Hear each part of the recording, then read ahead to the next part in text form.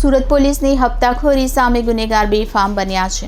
ત્યાં ઉધના વિસ્તારમાં ચાલતી સલીમ જનઘરની ગેંગ ફરી માથું ઉચક્યું।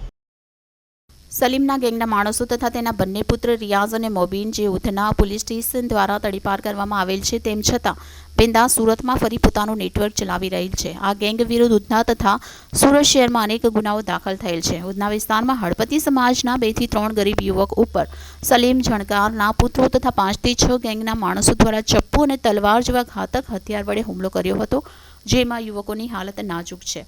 ઉધના વિસ્તારમાં ખુલ્લા હથિયારો સાથે મોટરસાયકલ ઉપર આ ગેંગે આતંક મચાવી પ્રજામાં ડરનો માહોલ ફેલાઈ રહી છે। સમગ્ર ઘટનાના સીસીટીવી ફૂટેજ સામે આવ્યા છે।